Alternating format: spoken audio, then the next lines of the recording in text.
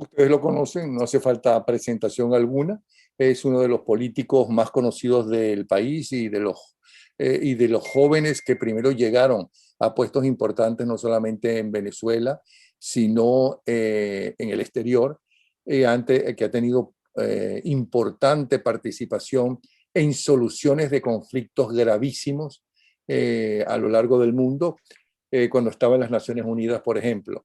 En 1992, después del frustrado, de la intentona golpista del 4 de febrero, en esos días, estando él en el gobierno, que no dijo que los partidos políticos habían perdido legitimidad y representatividad.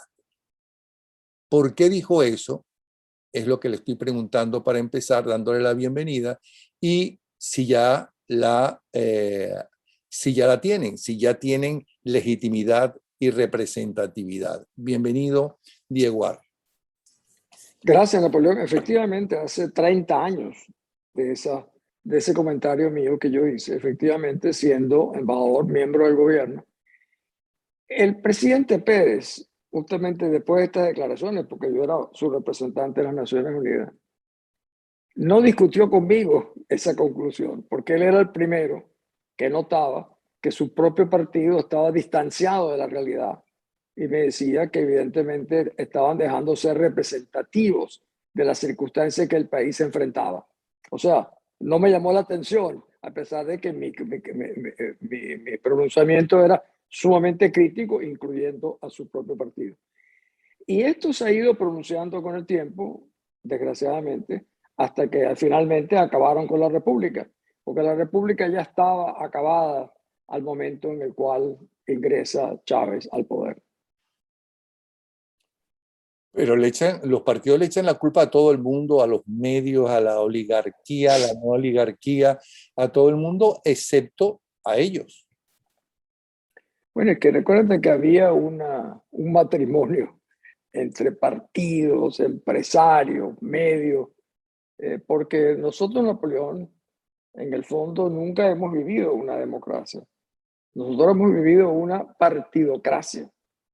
Y como yo he sido parte de dos gobiernos, el gobierno del presidente Caldera, el primero como presidente de Corpoturismo yo, hasta que renuncié, y en el segundo, como en el primer gobierno de Carlos Andrés, como gobernador de Caracas, como ministro de Información y Turismo, como diputado, y luego en su segundo gobierno como embajador ante las Naciones Unidas. Y evidentemente ese cruce malsano entre partidos, empresarios, sindicatos, etcétera, crearon, sin la menor duda, una partidocracia que es muy distinto a una democracia. Ahora, eso no se arreglaría si el presidente de la República y los partidos que gobiernan con él, ya sea dentro del gobierno como en el Congreso, en la oposición, no fueran los propietarios en la práctica de toda la riqueza del subsuelo venezolano. Por lo tanto, si tú no le sonríes al gobierno de turno y el presidente de turno o el ministro de turno y hasta la secretaria del ministro, ¿no? Poco puedes hacer en una empresa privada para que crezca la empresa. Efectivamente, la concentración del poder, de la riqueza, que es la que le da poder a los gobiernos que hemos tenido, es lo que ha facilitado esa conjunción, esa relación de todos estos factores. Y evidentemente la empresa privada se fue acomodando a esa realidad y en la cual los perjuicios al final los sufre fue la economía venezolana y la propia sociedad venezolana, porque era un clima, unos valores donde era normal estas relaciones clandestinas entre los distintos sectores de la sociedad venezolana, anclada en un gobierno rico, como era el caso de Venezuela. Que funcionó mientras el pacto de Punto Fijo funcionó y salvó al país de una dictadura de extrema derecha o de extrema izquierda, especialmente de extrema izquierda por el financiamiento que Rusia le daba a Fidel Castro para que Fidel Castro a su vez financiara la desestabilización y las guerrillas. pero una vez que el pacto de punto fijo dejó de funcionar porque todo tiene su inicio, su cúspide y empieza a, a decaer hasta los imperios, y sino que diga, recordemos todos los imperios que han desaparecido, el romano, el inglés, el español, en fin. Cuando se quiso modernizar el país, entre ellos lo quiso hacer Carlos Andrés Pérez, pero también lo quisieron hacer los notables y lo quisieron hacer, lo quiso hacer Rafael Caldera ya sin partido, pues no se pudo hacer. ¿Por qué? En ese clima que yo te estaba diciendo, en ese ambiente donde todo era permitido, era más fácil adaptarse que enfrentar. Yo me aparté justamente del gobierno del presidente Pérez en el primer gobierno, justamente diciendo que un país que enfrentaba circunstancias sociales tan particulares requería una innovación. Yo decía que la Guerra Fría había acabado en ese momento, pero no había acabado en Venezuela, y de que los partidos políticos seguían siendo instituciones cerradas y como tanto tenían atrapado al país y a su futuro. Por eso escribí mi primer libro que se llama Primero la Gente, donde yo, y lo hice en el año 78, donde yo decía, mira, Venezuela es el único país entre los países en vía de desarrollo que ha logrado alcanzar recursos materiales y libertad, cuando la mayoría tienen libertad sin recursos o recursos sin libertad. Pero yo decía, pero esas condiciones que tiene Venezuela son temporales. Si no aprendemos a manejar esto bien, correremos el riesgo de perder la oportunidad, los recursos y la libertad. Y no llegaremos al siglo XXI como el país que yo decía que tenía que llegar con bienestar, con prosperidad. ¿Y qué pasaba cuando yo decía eso, Napoleón? A mí me dijeron varios empresarios que yo fui a hablar con ellos buscando financiamiento, oportunidad para mi campaña. Me decían, Diego, mira, es muy inteligente lo que tú señalas, pero eso no va a pasar en Venezuela, porque en Venezuela tenemos dos grandes partidos que se reparten el poder, Acción Democrática y COPEI, y por lo tanto no hay ningún riesgo de que vaya a colapsar de alguna manera el sistema. Sí. Y las consecuencias las estamos viendo, ¿no? Perdimos los recursos, perdimos la oportunidad y desgraciadamente, Napoleón, perdimos la libertad. Era como una secuencia natural, pero nadie quería advertirlo.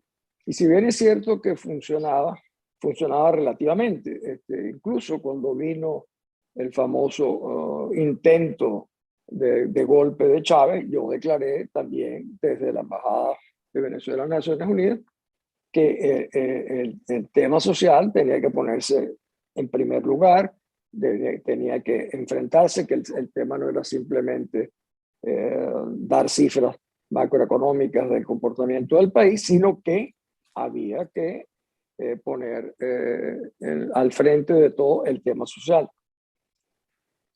Bueno, es que estoy leyendo aquí el titular del Nacional del viernes 7 de febrero de 1992, es decir, unos días después. Ordenó Carlos Andrés Pérez inmediata aplicación del megaproyecto social. O sea que él también creía que había que hacer eso urgentemente. ¿Por qué no se hizo?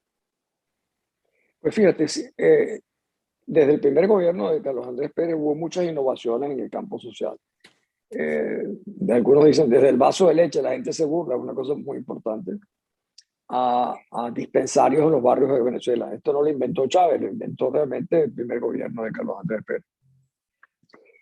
Pero se le daba como la apariencia era que estábamos más interesados, como es natural, en el reajuste económico, porque sin eso no hay desarrollo social. Y la gente no le prestaba atención. Y lo que él quiso fue justamente lo que yo decía. Vamos a ponerlo como el tema prioritario del gobierno, el tema del enfrentamiento social, que efectivamente comenzó a hacerse. Y que por cierto, el Caracazo viene justamente por lo que la gente percibía que eran falencias, pero eran falencias del gobierno previo, de los gobiernos previos. no del gobierno de Carlos Andrés Pérez, que tenía muy pocos días de haber llegado al poder. Pero de los gobiernos previos, o más exactamente no sería de la crisis que estaba viviendo el país durante todos esos años de gobiernos previos que no terminaba de resolverse, a pesar de que hubo muchas voces, ¿no? Que algunas de las cuales ahora llaman golpistas y chavistas, como la de los notables, ¿no? O como la del mismo Carlos Andrés Pérez, o como la misma tuya, ¿ok? Que decían que había que cambiar, que había que modernizar el país, que había que la democracia no estaba funcionando como democracia. Sí, al final es la acumulación. Yo creo que yo dije, no puedo decir que es la naturaleza de los venezolanos, pero ha sido la cultura venezolana, influida de una manera determinante por los verdes y los blancos durante mucho tiempo, porque eso eran los colores. En Venezuela nos medíamos por colores, una cosa realmente impresionante. Y esos colores determinaban el comportamiento. La gente joven veía que para llegar a determinadas posiciones tenías que ubicarte en un partido. Si no te ubicabas en un partido no tenías opciones. Y eso comenzó a arruinar, lo que yo diría, el camino de la excelencia que el país ha debido tomar. Los partidos se miraban en función de los partidos, no en función de la excelencia. Y eso era, por supuesto, ¿qué produjo eso? Gobiernos débiles, gobiernos que no eran necesariamente competentes, ministros que llegaban simplemente por las relaciones que tenían con determinadas personas del gobierno. Pero por eso había algunas empresas eficientes en Venezuela, como PDVSA, por ejemplo, donde el criterio no era el ITECO, pero un criterio de excelencia dominaba en una empresa importante. Pero eso mismo no se aplicó en empresas mucho más complejas. Yo decía que era relativamente fácil manejar PDVSA. Lo difícil era más la educación, la agricultura. Esos eran los temas que eran realmente a los cuales no se le dio la misma importancia, ni se ubicó a la gente con las mismas credenciales que tenía la gente, por ejemplo, en PDVSA. Ahora, la dirigencia en general, la política, la económica, la religiosa, etcétera, está formada por ciudadanos, como tú, como yo, como el que nos está viendo, ¿no? Por ciudadanos que tienen una historia, que tienen una tradición, que tienen una familia, que tienen una educación.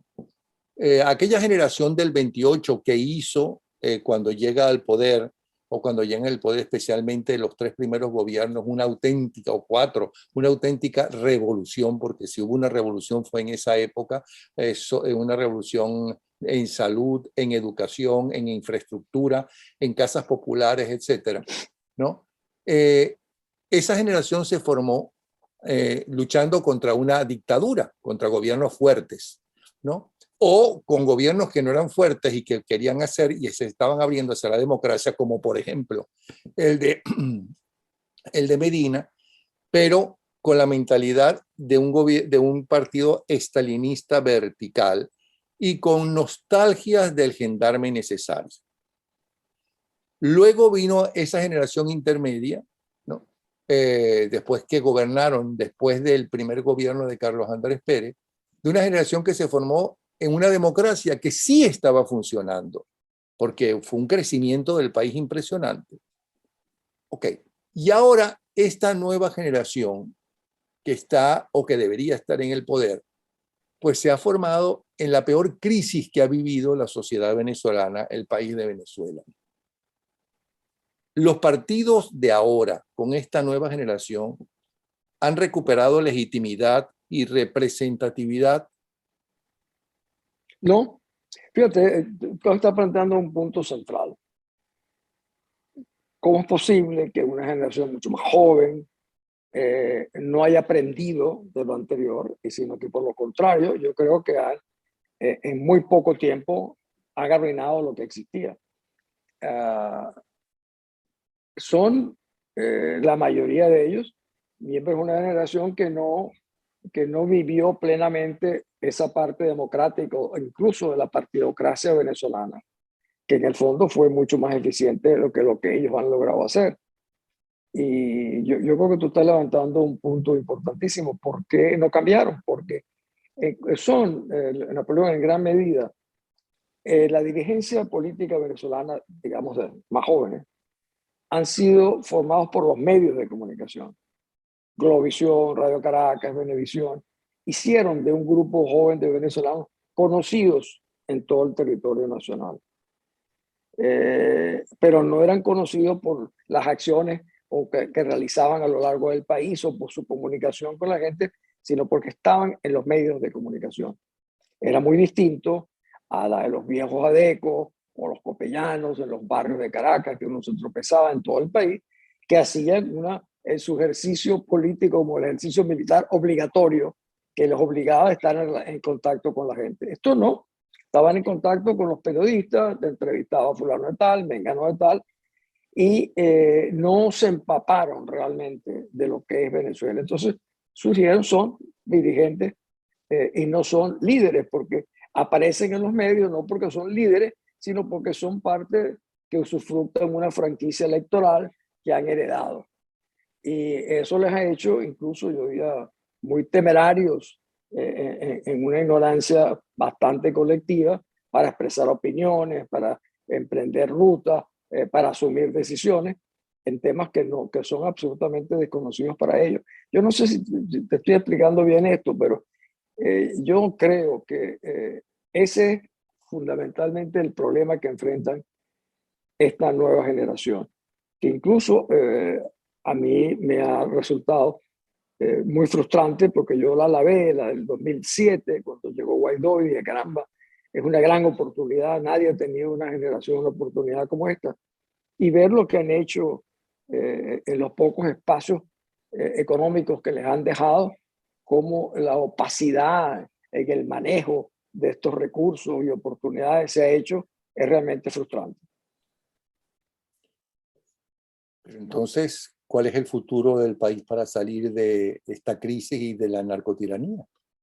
Bueno, yo creo, mira, que mientras la dirigencia siga surgiendo solo de Caracas, por ahí no van las cosas. Yo creo que el problema está que ahora hay un joven que se llama Napoleón Bravo, que vive, por decirte, en San Felipe, pero que es mucho mejor que los demás, pero la gente, el país no lo conoce porque ya no hay comunicación como había antes, y esos talentos que están regados por toda Venezuela no han podido surgir. En la medida en que sea posible que surjan los valores que están en el resto de Venezuela. Oye, yo he recorrido mi país muy bien y me he quedado asombrado en encontrar gente extraordinaria, por decirte en Apure, que la gente lo ve como estado casi fuera de Venezuela, pero que no han tenido la oportunidad de participar o de jugar, como diríamos, en las grandes ligas, sino que juegan en las ligas locales y la gente no los conoce. ¿Cómo hacer para que esa gente sea conocida? Eso es un ejercicio muy difícil, justamente por no hay libertad de opinión, no hay libertad de prensa y no hay medios que realmente lo puedan promover. A eso estamos enfrentados, porque yo creo que los actuales liderazgos están colapsados. Guaidó, López, Capriles, Borges, etcétera, están completamente colapsados.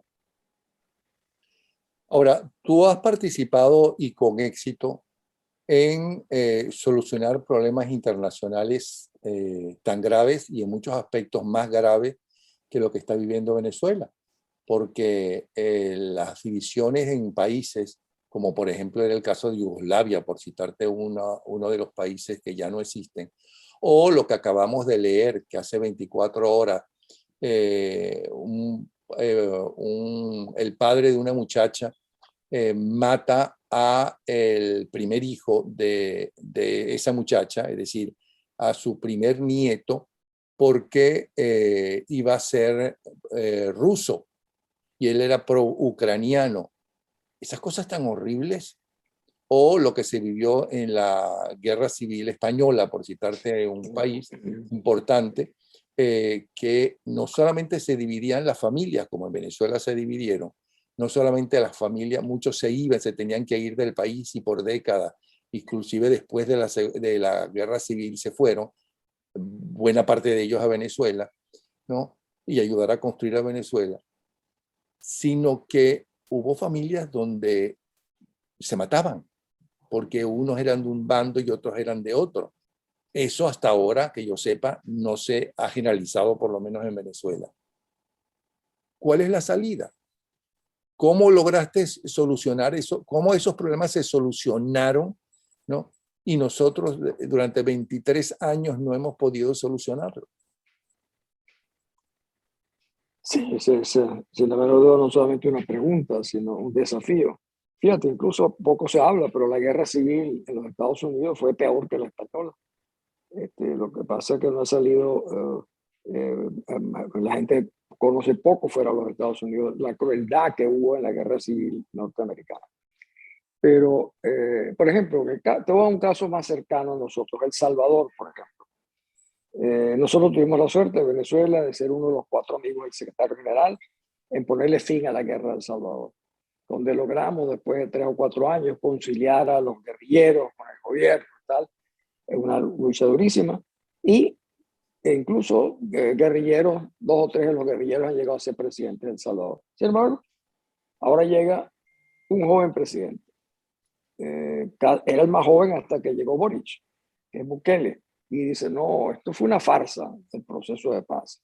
Esto realmente fue para que timaran al país. O sea, como este no vivió durante el proceso de la guerra, llega y dice, esto no sirve y hay que renunciar a ese pasado. O sea, no acaba uno, esos procesos que uno pensaba que ya estaban superados, no logran ser superados. En Yugoslavia misma, donde también se le puso fin a la guerra en el año 1995, ahora está surgiendo nuevamente serbios en Bosnia que quieren nuevamente separarse y amenazan con a tomar acciones que recuerdan lo que comenzó en 1992. O sea, los ejemplos están por todos lados. Ni que hablar de lo que está pasando entre Rusia y Ucrania. Entonces, como dices tú, ¿cuál es la respuesta? La verdad es que yo no tengo ninguna respuesta a eso. Creo que son arreglos que se hacen de manera provisional. Punto Fijo mismo fue provisional y muy exitoso, pero tuvo también su final, entre otras cosas, por la constitución venezolana, esa posibilidad de reelegirse permanentemente a los líderes políticos. Yo me recuerdo que Carlos Andrés, lo voy a confesar por primera vez, ya después que se pierden las elecciones, que gana Luis Herrera, estamos el presidente Pérez y yo conversando en Nueva York, y él me dice, oye, tú has debido esperar y yo te habría apoyado luego. Y decir, esperar a que dentro de 5 años, dentro de 10 años, usted vuelva a ser candidato, entonces yo no puedo ir contra usted. Eso mismo hizo Caldera con Eduardo Fernández, con Álvarez Paz, en fin, con toda esta gente, con una generación. Y este sistema de la reelección después de 10 años ha sido fatal, porque acabó con mucha generación, entre ellos la mía y la de Eduardo Fernández, que tenía esas posibilidades si no hubiese estado la figura de Pérez y de Caldera montado, esperando para su segundo chance. Ese segundo chance de ellos liquidó a 2 generaciones. Pero en el caso de Eduardo Fernández, ¿no crees que lo que pasó más que Caldera fue Chávez? Es decir, Eduardo Fernández era el candidato que tenía mejores posibilidades de ganar a las siguientes elecciones, era el candidato de Copey, y por estar defendiendo y por ir a defender al gobierno legítimo, democrático de Carlos Andrés Pérez aquel 4 de febrero, ¿no? Que de hecho fue uno de los pocos dirigentes políticos importantes que se vieron, que estaban allí, ¿no? Perdió una enorme popularidad porque la gente no es que estaba con Chávez, pienso yo, y yo creo que la gente no votó por Chávez, la gente votó en contra de 2 partidos de los cuales se sentía traicionados, de 2 partidos que durante décadas, ¿no?, se sentían representados por esos partidos y sentían que esos partidos los escuchaban y sentían que tenían un futuro con lo que hacían esos partidos, como de hecho existía futuro en el país, ¿ok? Pero que después le dieron la espalda, que después se retiraron de los barrios, que después se retiraron de la calle. Sí. Yo creo que en parte lo que tú dices, correcto, no lo discuto, pero hubo otros factores también que en el caso de Eduardo específicamente, pero yo no me quiero referir a personas, yo sí te puse mi caso porque fue una conversación que tuve con el presidente Pérez. Sí. Y era clarísimo, estamos hablando del año 78, Esto él y yo lo estamos conversando el año 79, pero él ya otra vez estaba 10 años después preparándose ya. Sin embargo, me dice, yo en la próxima, yo te habría apoyado. Evidentemente, no lo habría hecho, porque la tendencia era esa, el caudal que llevaban, el legado. Mira, yo creo que si tú una vez sales electo presidente, piensa que eres muy bueno. Y si sales por segunda vez, piensa que eres extraordinariamente bueno. Y eso es peligrosísimo para los que logran ser elegidos de esa manera. Ahora, ¿por qué crees tú que gente tan talentosa, tan preparada, como, por ejemplo, los notables, ¿okay?, como Caldera o como Uslar Pietri? Tú has hablado dos veces de los notables. ¿Por qué tú los mencionas tanto? Perdón. Porque es que ahora resulta que ellos estaban conspirando, según la gente, con Chávez y compañía, cuando yo creo que no era así, sino que ellos estaban No. cuestionando o criticando, tuvieran razón o no, cómo se estaba llevando la política y la economía en Venezuela. Mira, te voy a comentar algo. Ahí está mi consuegro, entre los notables está mi consuegro Pedro Palma, así que te imaginarás, soy más que consciente, ¿aló? Más Sí, que claro. consciente y cuidadoso en ese tema. Pero, por ejemplo, el caso del doctor Uslar Pietri, que es una figura nacional. El enfrentamiento de Uslar Pietri con el gobierno de Carlos Andrés Pérez. Uslar Pietri fue embajador en la UNESCO de Carlos Andrés Pérez. O sea, Pérez tenía un sentido del Estado y en la UNESCO puso a Uslar Pietri, a Marcel Roche, a Francisco Cartel Vega, siempre pensando en la representatividad del país. ¿Cuál era el problema fundamental? Te voy a decir cuál era, que la gente no conoce. El día del Caracazo, yo tenía una entrevista en la casa del doctor Uslar. Y yo llego primero que él, y él llega un poco azorado porque lo había agarrado los acontecimientos cerca en la avenida Bolívar. Y después que nos sentamos a conversar, yo le digo, bueno, doctor Uslar, ¿en qué puedo ser útil? Y me dice, bueno, tú sabes, Diego, que el gobernador Ávila Vivas está construyendo un bulevar en Caraballeda que pasa frente a mi casa. Eso pasa frente a mi casa, frente a la casa de Botón, frente a la casa de Capriles, frente a la casa del Fino, de Miguel Ángel Capriles. Y yo le digo, mira, eso es una locura, porque cuando yo era presidente de Corpo Turismo estudiamos todo el sistema de playas del litoral central, porque era la zona prioritaria, y en los estudios de batimetría, que es como se envía la fuerza de la sola, ahí me enteré ese día por primera vez, se demostraba que ahí no se podía construir nada porque se lo llevaría al mar. Y yo hablaré con el presidente de lo que usted me está diciendo. Efectivamente, yo hablé con el presidente y le dije, mire, no solamente que estamos agrediendo a Uslar Pietri, a Botón, a Capriles, etcétera, sino que es una obra que se caerá. Sin embargo, Ávila Vivas lo hizo. Y por supuesto, con el tiempo, el mar se lo llevó. Ahí, ¿cuánto pesaba esa acción en Uslar Pietri con respecto a Carlos Andrés? No lo sé cuánto, pero sí sé que mucho, porque yo creo que no había otra razón específica de su relación con Pérez que había sido especialmente deferente con él. Incluso yo estuve una vez en París con Carlos Andrés siendo presidente y con Uslar, y Carlos Andrés le daba un reconocimiento aún mayor que cualquiera, lo trataba como un venezolano realmente importante. Pero fíjate que entonces, pero hay una idea general de que no es por eso, sino que fue porque Acción Democrática apoyó y participó en el golpe de los militares del 45 y que eso no se lo Pero perdonó Uslar Pietri nunca. nunca lo perdonaron, sinceramente.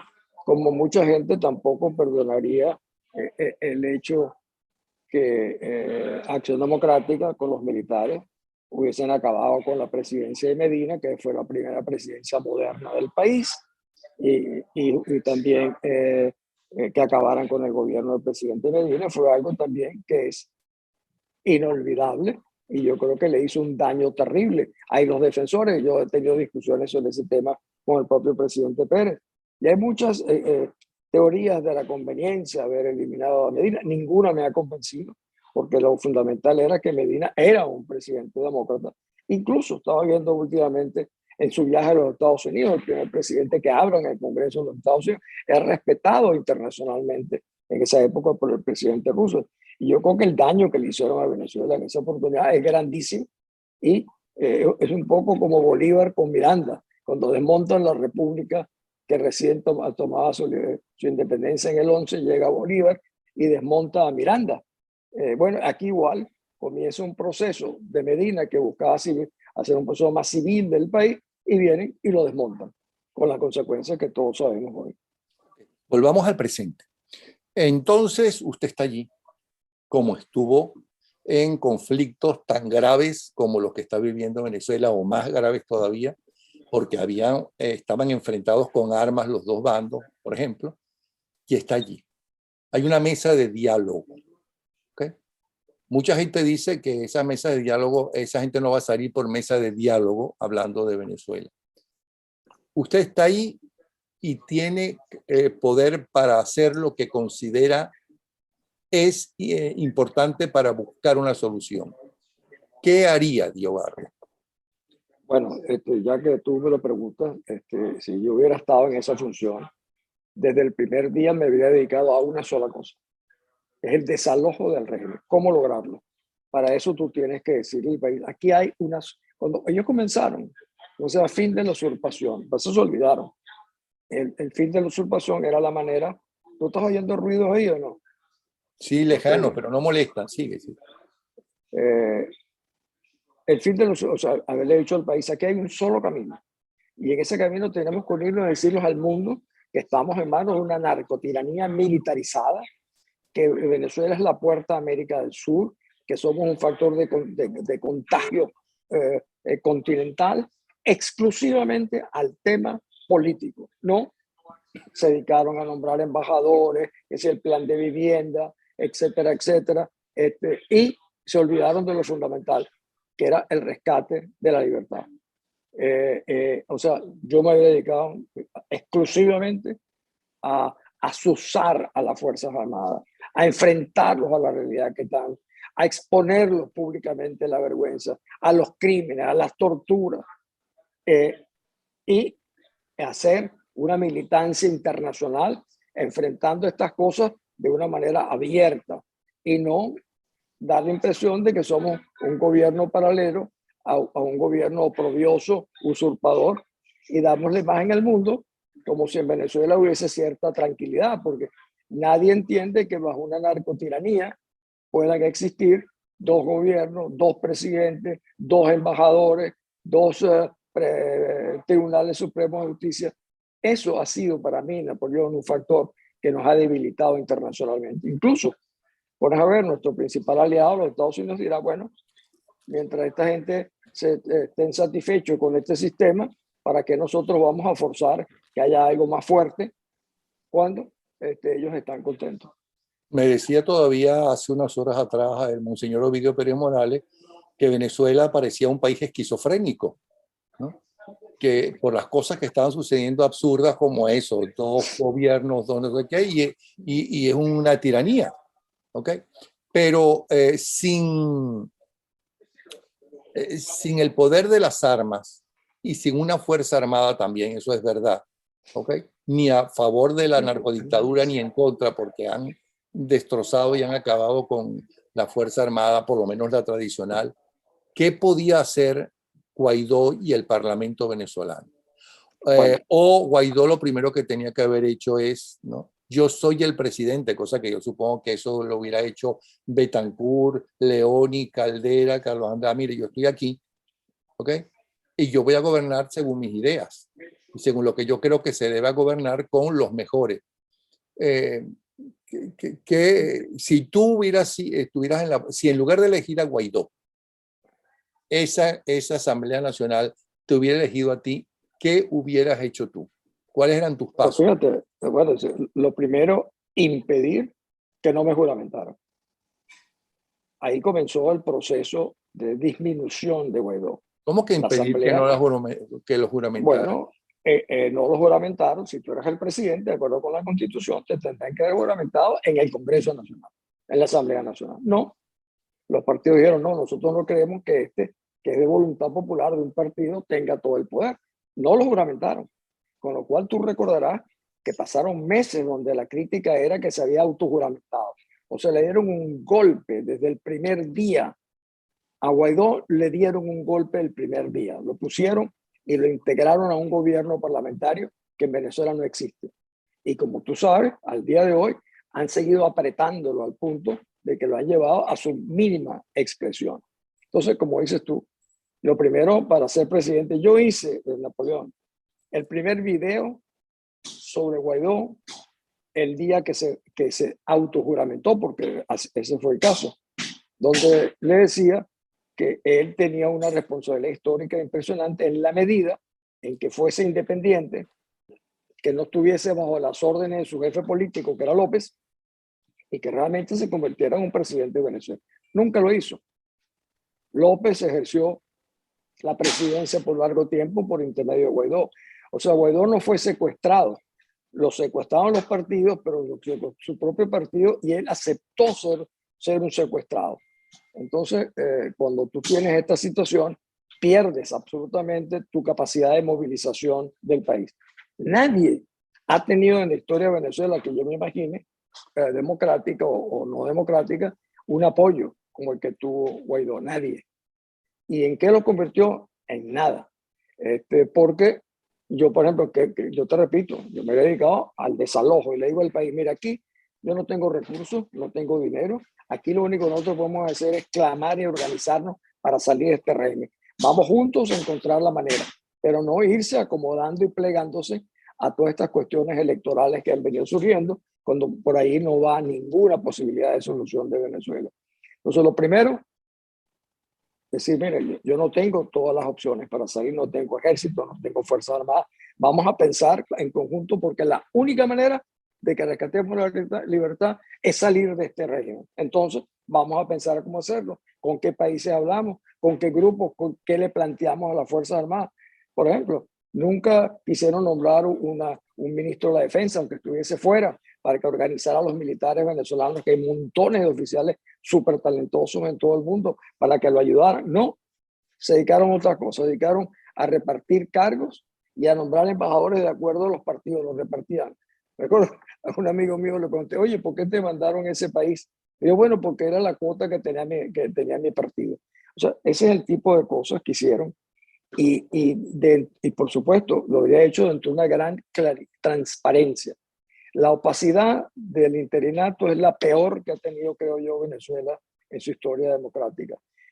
Y lo primero que tú tendrías que hacer es explicar qué ganas tú, qué ganan los otros, y decirlo permanentemente, abiertamente al país, de manera que esto quede claro. O sea, la obsesión era salir y el único mandato es salir del régimen. Y hay muchas maneras, como tú lo has dicho, pero la primera comienza porque el país te crea que tú eres capaz de liderizar algo de ese género y que estás comprometido con sacar al país y no simplemente con pasar el tiempo buscando pequeños espacios para tu partido o los partidos del interinato. ¿Y por qué crees que Guaidó se dejó amarrar o continúa también dejándose amarrado cuando los propios partidos saben que internacionalmente para Venezuela la opción es Guaidó, ¿no? Que es el que reconocen internacionalmente y al único que realmente conocen internacionalmente, y que por primera vez un presidente venezolano en el discurso más importante del presidente de los Estados Unidos, tanto republicanos como demócratas se pararon para aplaudir su presencia en el Congreso norteamericano, demostrando el apoyo a la lucha por la libertad y la democracia en Venezuela. ¿Qué crees que hoy en día pasa con Guaidó? ¿Es que no tiene capacidad? ¿Es que es cómplice como ellos? Tú que has hablado con él y supongo que le has dicho No, yo no, estas yo no, cosas. yo nunca he hablado con él, nunca. Ah, ¿nunca has hablado con Guaidó? No. Una vez me dijeron que quería hablarme, que me llamarían en 10 minutos, y eso hace 2 años o tal vez 3 años, nunca más. Hace como 3 meses me volvieron a decir que si yo podía hacer un Zoom con él, y yo le dije que cómo no, a las 3 y media me dijeron que estaba muy enredado y por supuesto tampoco hablé. O sea, a la hora en que estamos hablando hoy, nunca he hablado con él, ni nunca en la vida he tenido una conversación con él, fuera de darle un abrazo en Cúcuta, el famoso del día que el 23 de febrero, que fue cuando lo vi, le di un abrazo, y me dijo, caramba, embajador, tiene que ayudarme. Y le dije, pero mira, por Dios, hay que ayudar a todo el que esté en el proceso de rescate de la libertad, pero nunca he hablado con él. Ok. Y tu Si hablas pregunta con era él, ¿qué sobre... le dices? O sea, él te está viendo, ¿ok? Yo estoy seguro que te va a ver, ¿ok? Eh, Apple, dile. Fíjate, Guaidó era el quinto, creo, en la línea de mando de Voluntad Popular, porque López estaba No, afuera. no me lo digas a mí, él sabe que era el quinto. ¿Qué le Bueno, diría? Yo soy Guaidó, háblame. Yo soy Guaidó, llevo 23 años y esta gente cada vez juega más y lleva la delantera. bueno, yo creo que la capacidad de Guaidó hoy en día está minimizada de tal manera que hace imposible que él pueda conducir un proceso de rescate de la libertad en Venezuela. Esa es mi visión. ¿Y entonces qué le dirías? ¿Perdón? Renuncia. Eso. No, es que el problema es que él es, Humberto Calderón le llama como la alcayata en la cual está colgada la institucionalidad paralela que tiene Venezuela. Pero evidentemente su única manera y yo creo que ya es muy tarde, de rescatar su nombre. Un amigo mío me dijo una vez, mira, tú estás ya en la historia, el problema es ver ahora cómo quedas en la historia. Y en la historia él ha quedado, cosa que yo también le he dicho públicamente, siendo corresponsable de actos que realmente están inspirados por los otros partidos políticos, pero no ha tenido ni el valor ni la responsabilidad de tomar distancia de esos acontecimientos. Y por lo tanto, él no puede comenzar a decir, no, es que Julio Borges no me dejaba, o que Ramos Alupe hacía tal cosa, o Rosales o López. Esas explicaciones no las puede dar. Y desgraciadamente él ha sido, yo te digo, una víctima, pero al mismo tiempo él ha sido una víctima que ha cooperado para ser una víctima de los partidos.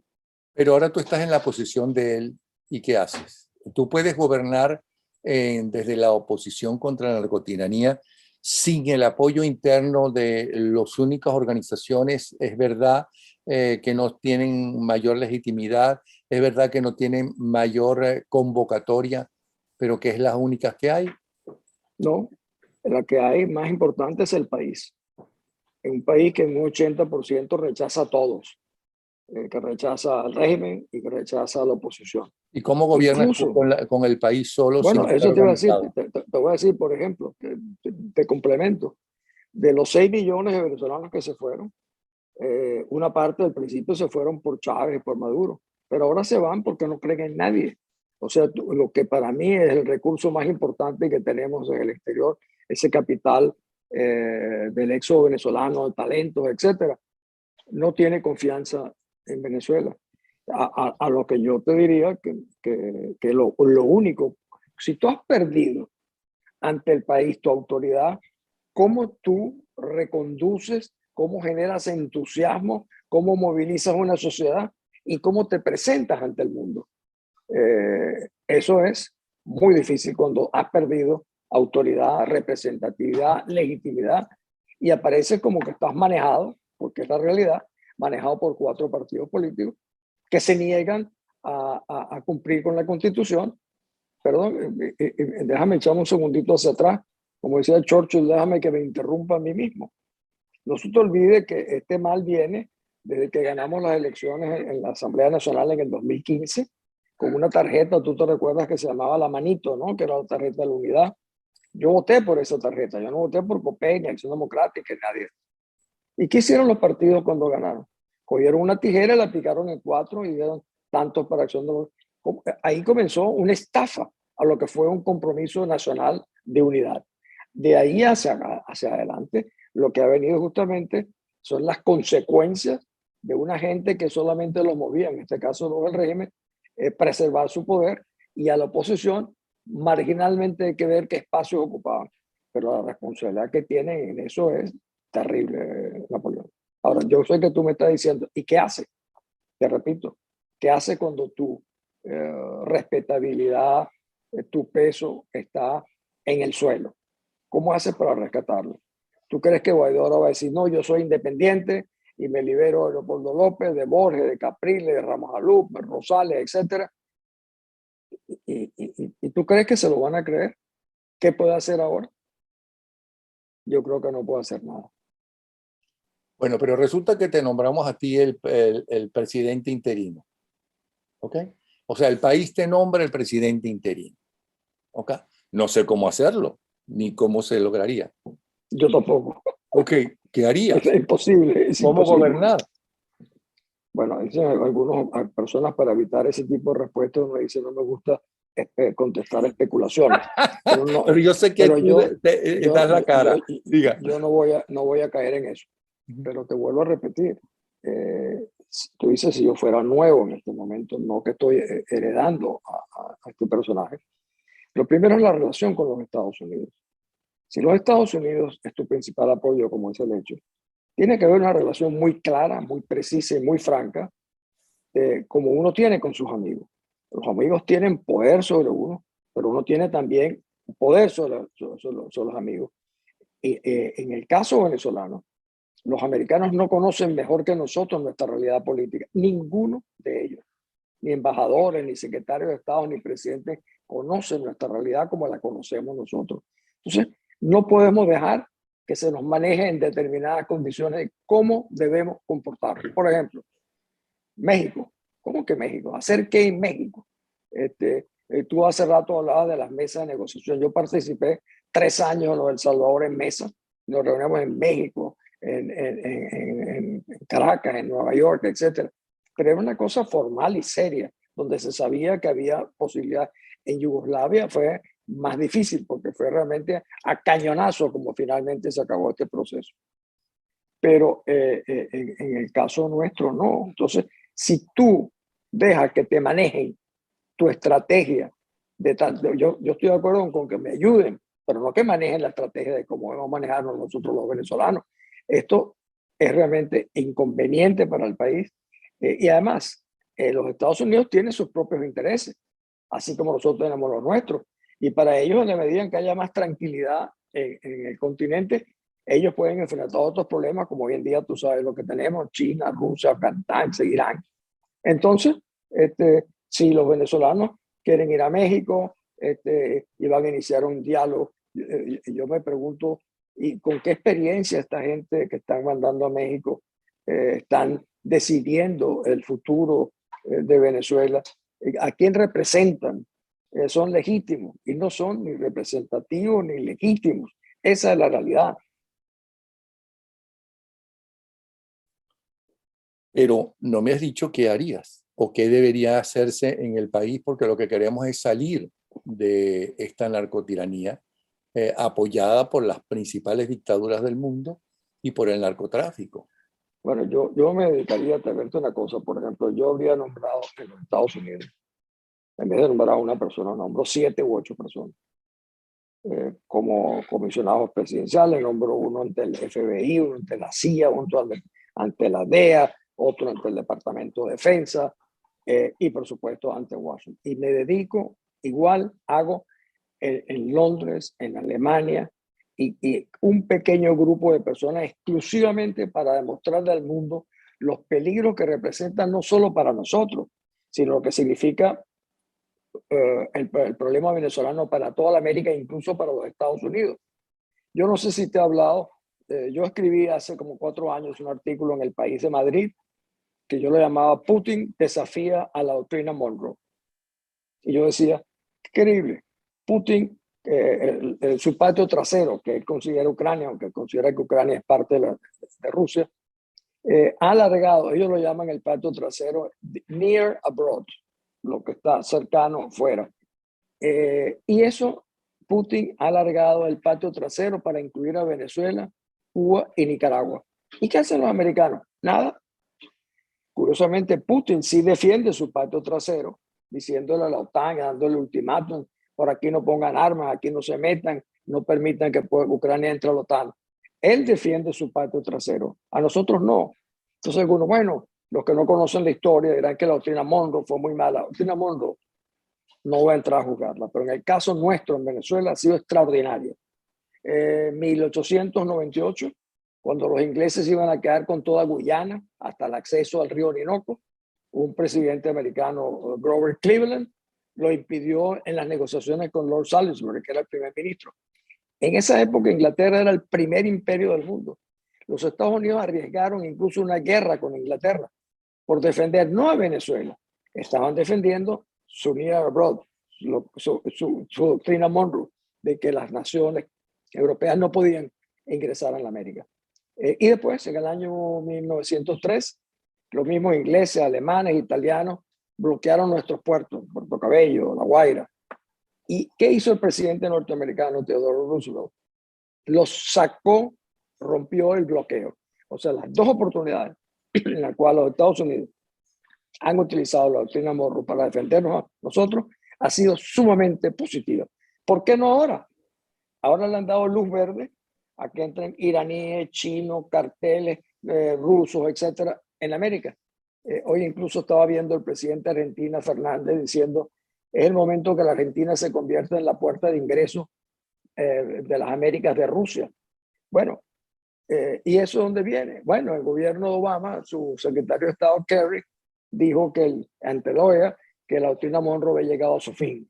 Nunca he visto yo una gran potencia que saque de su caja de herramientas un instrumento tan importante como ese.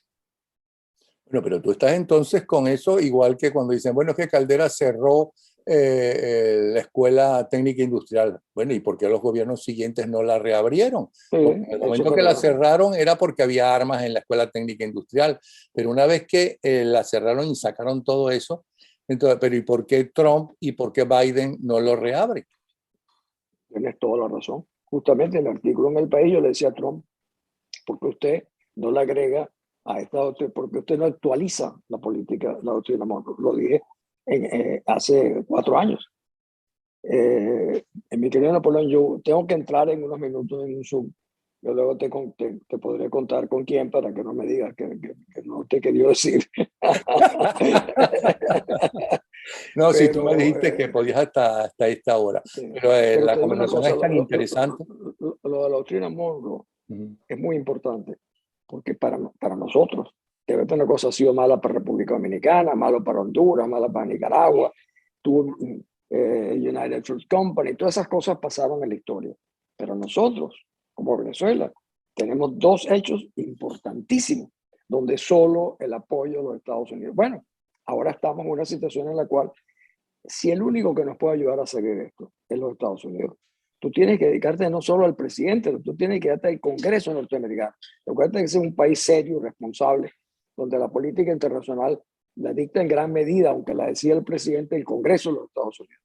Pero el Si tú Congreso pones, decide si tiene aprobación, si hay sí, una actitud del una pueblo guerra, norteamericano sí, a determinada actitud. Fíjate cómo sí. lo que pasó con la guerra de Vietnam. No, es definitivamente así.